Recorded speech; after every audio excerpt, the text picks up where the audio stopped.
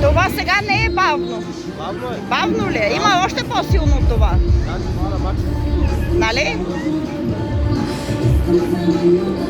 Сега не е на макс, сега е бавно. А може ли по-бавно? Не знам, трябва да питам колегата вътре. Това дете е много страхливо.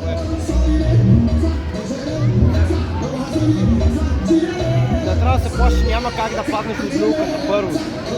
Няма как да излезеш от люлката. Не, страх е да не му стане лошо за това. Просто... Мене с тях, защото много бързо се върти. Това е по-страшно, е там екстрима. Крушата къде е? Още е по-страшно, нали? Круша ли е това? Е новото къде дойде? Екстрим, да. Това е още по-страшно, нали? Слизаш горе чак.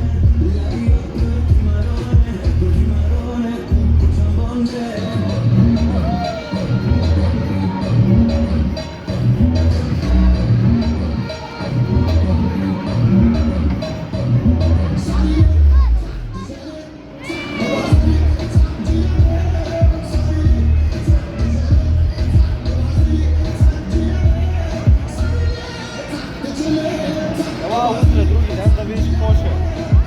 Как се върти.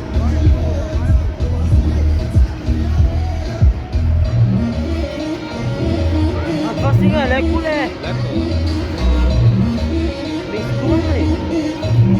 Трябва да стане лошо. Ето сам се вози на моя син. Моя син с чисто сам вози. Едно дете нема вътре.